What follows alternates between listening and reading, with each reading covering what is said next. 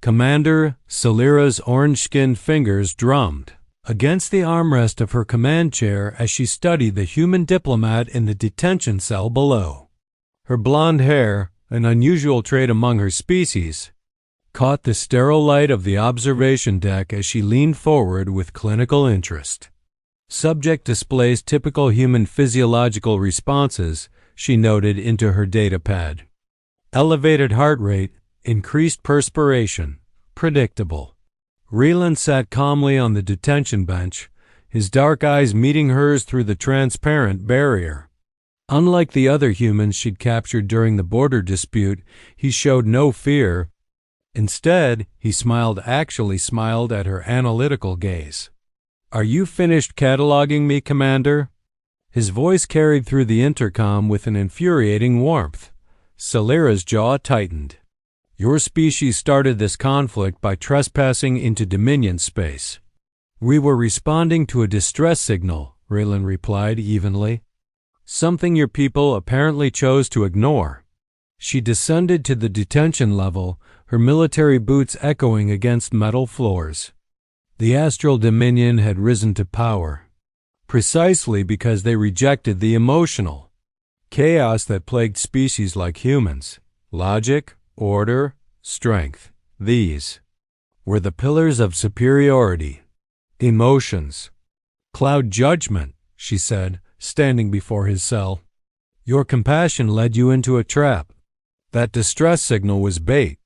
Ryland stood, approaching the barrier until only inches separated them. For the first time, Celira noticed the complexity in his eyes, not fear or anger, but something she couldn't quite categorize. "And what led you to capture us instead of simply destroying our ship?" he asked softly. "Curiosity is an emotion too, Commander." The observation struck her like a physical blow. She'd told herself the capture was strategic, a way to gather intelligence.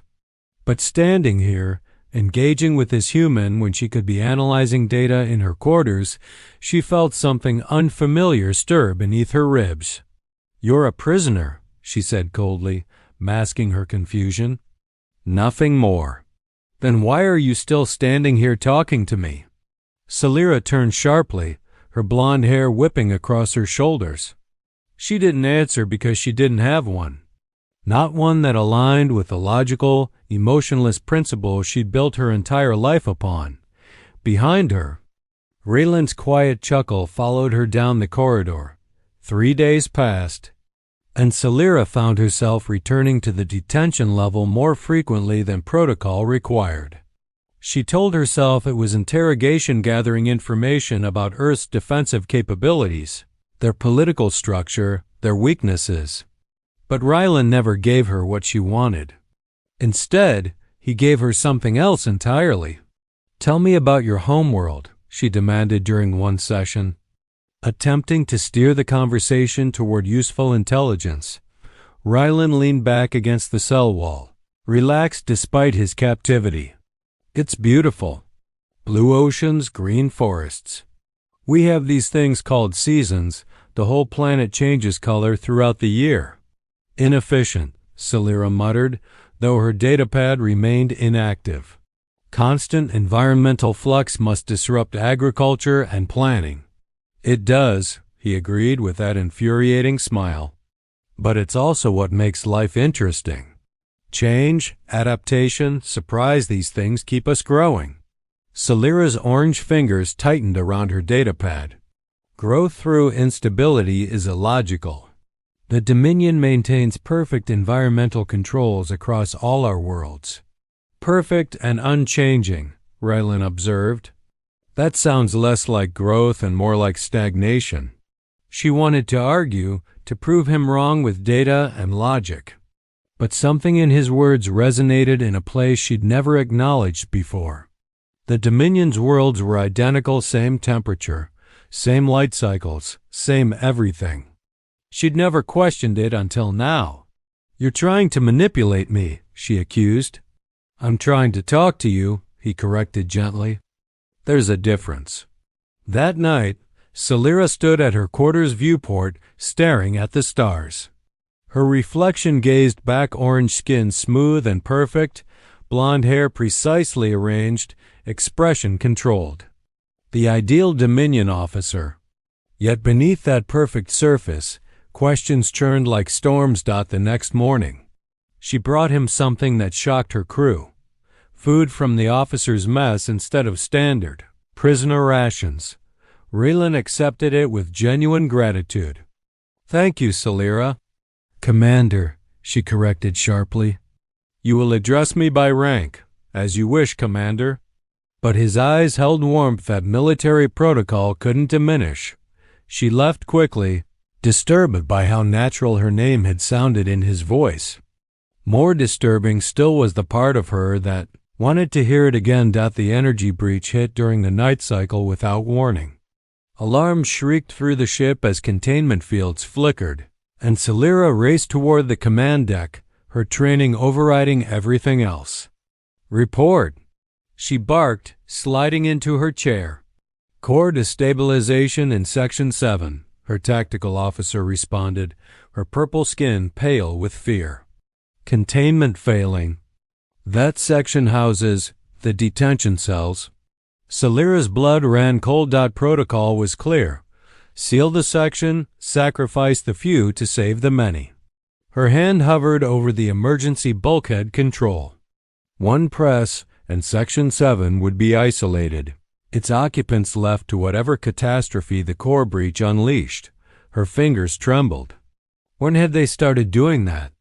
"Commander, we must seal that section now," her officer urged. Celera's mind raced through calculations, probabilities, logical outcomes. Every analysis reached the same conclusion: seal the section. But her hand wouldn't obey.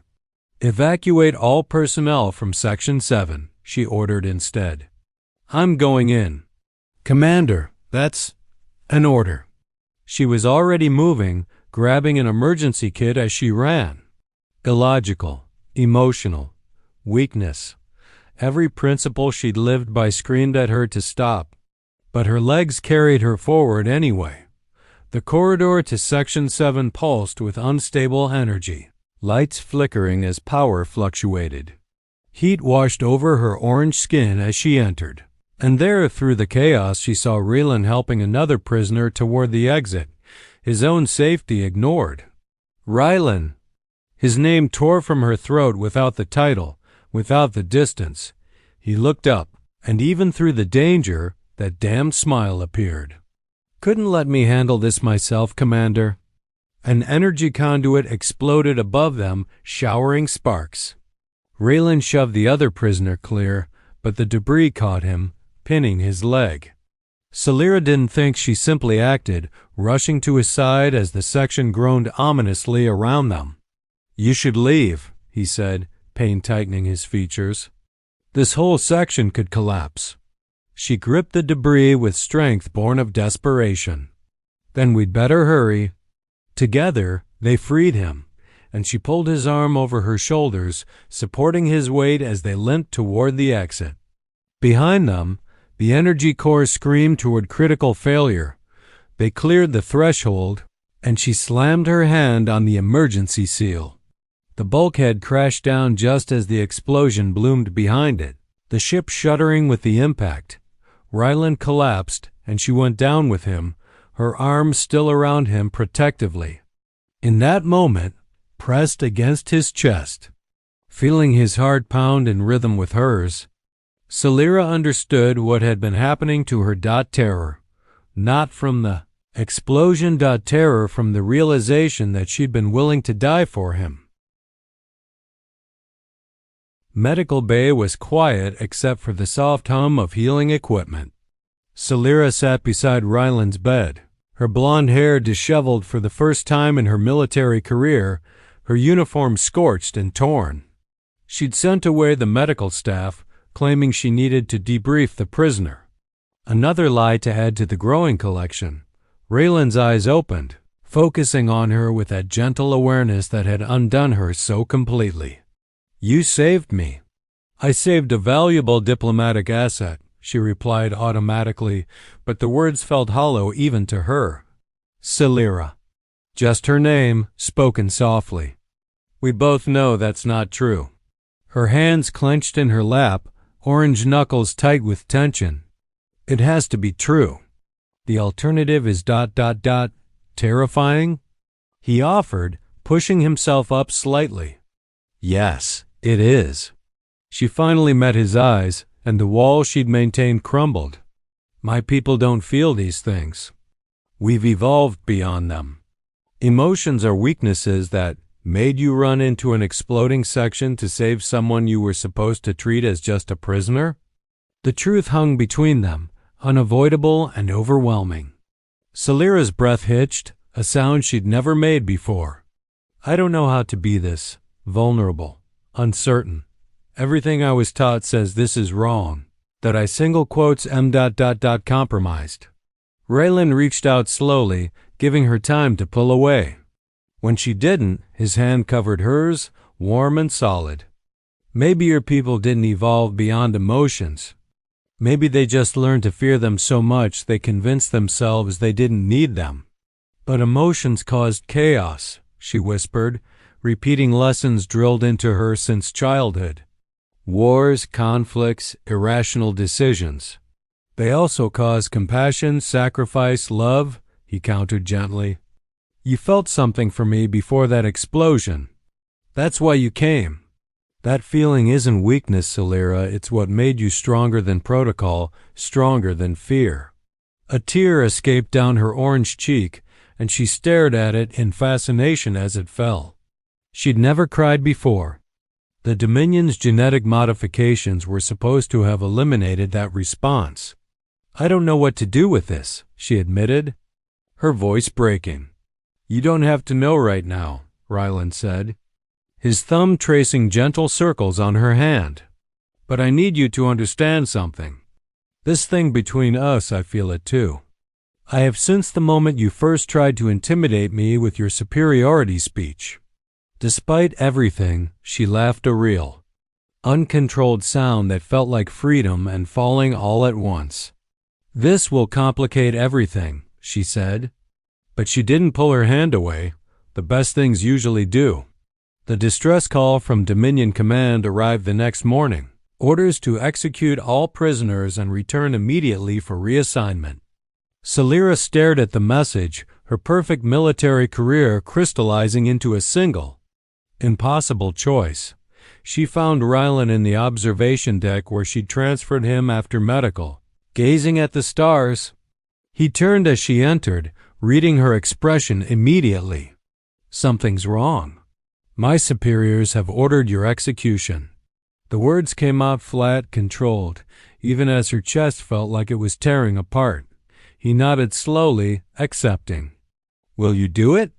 Celira moved to stand beside him at the viewport, their reflections merging in the transparent material. Orange and human, alien and familiar, separated by everything except what mattered most. I spent my entire life believing emotions were the enemy, she began quietly. That to feel deeply was to be weak, to be flawed. The Dominion taught us that superior beings transcend such primitive responses. She turned to face him fully. But when that section was exploding, when I thought I might lose you, I felt something stronger than any logic or protocol I've ever known. It wasn't weakness that sent me running into that danger. Rylan, it was the most powerful force I'd ever experienced. Love, he said simply.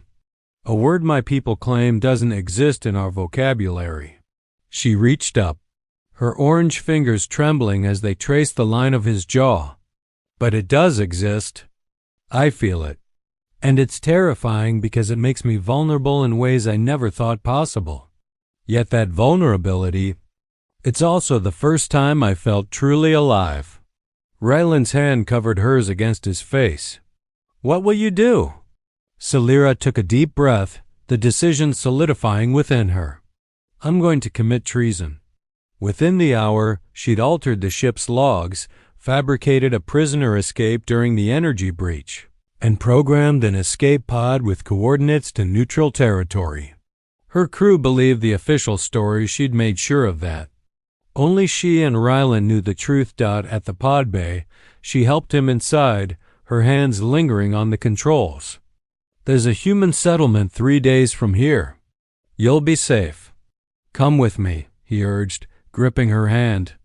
"Celera, you don't have to go back to them." She wanted to. The desire was almost overwhelming.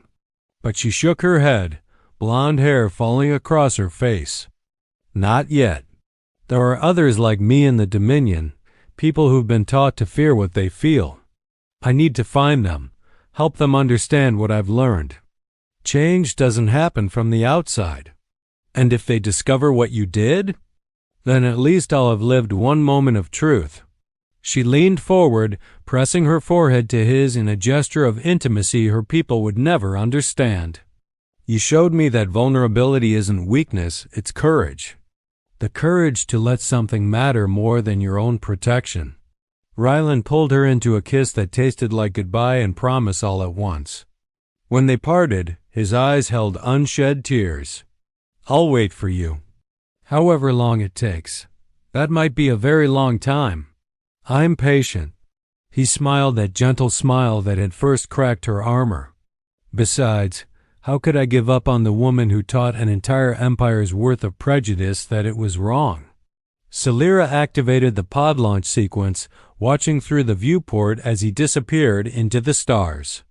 Her reflection gazed back at her orange skin now tracked with tears, blonde hair disheveled, expression open and raw and utterly transformed. She returned to the command deck, her path forward uncertain but clear. The Dominion had taught her that superiority meant standing above emotions, that strength meant never being vulnerable. But Rylan had shown her a different truth. Real strength came from daring to feel, from letting love make you vulnerable, and having the courage to admit that vulnerability was the most powerful thing of all. Commander Celera set course for home, carrying a revolution in her heart, a revolution that whispered love was never weakness, but rather the greatest strength any being could possess. In the end, she learned that being vulnerable wasn't about becoming weak, it was about becoming real.